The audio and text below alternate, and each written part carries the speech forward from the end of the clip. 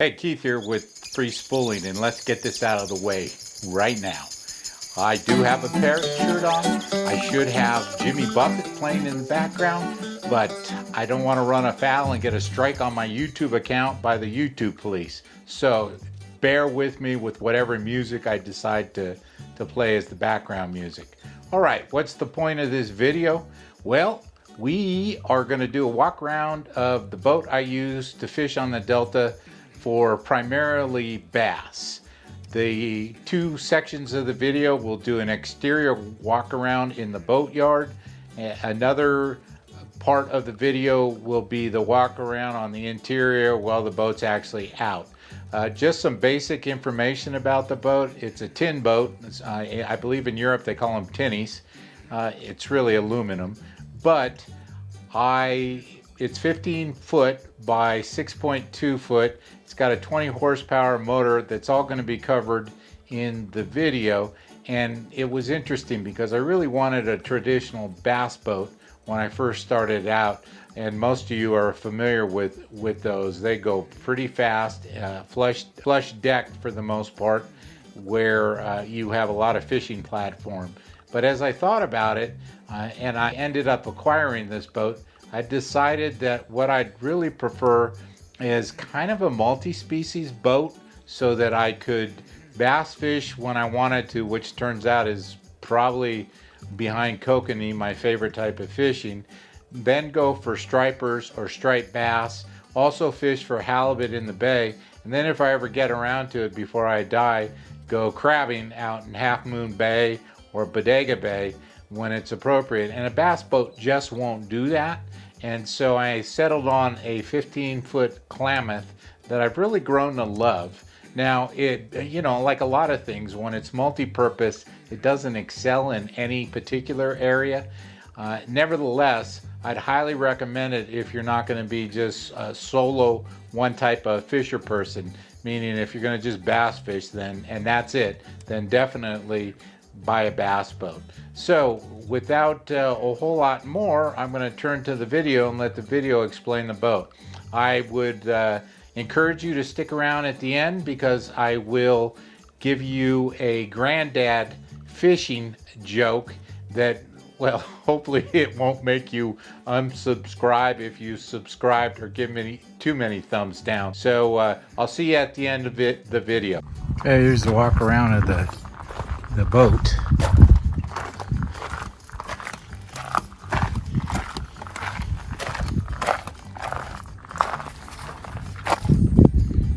You can see the motor.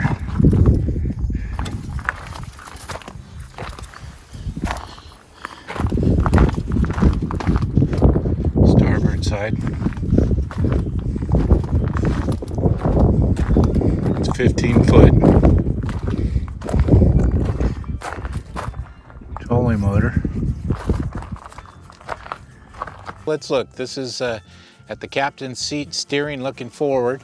We have a nice carpeted floor with a storage hatch, another storage hatch forward, and we have a great Minn Kota.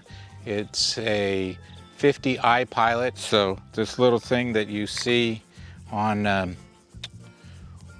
my around my chest is the autopilot driver, and I really like that.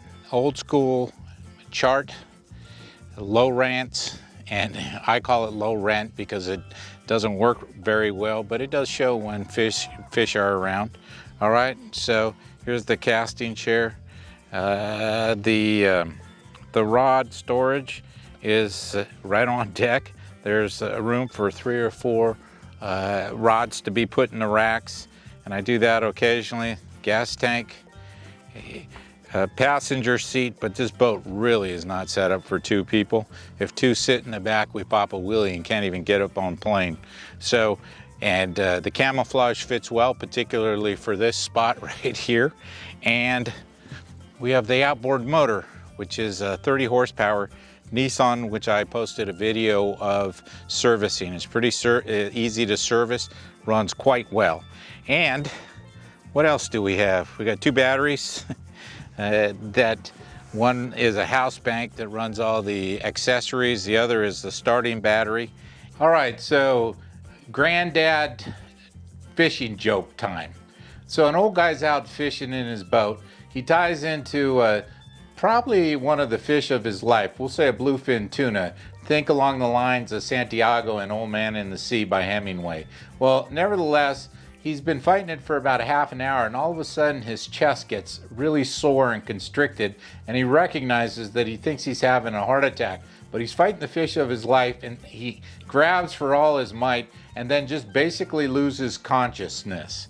And when he comes to, he's at this kind of gate, and St. Peter's not there, but St. Andrew is. And St. Andrew, as many of you know, is the patron saint of all fisher people. And so he looks at St. Andrew and says, "Oh, is it my time?"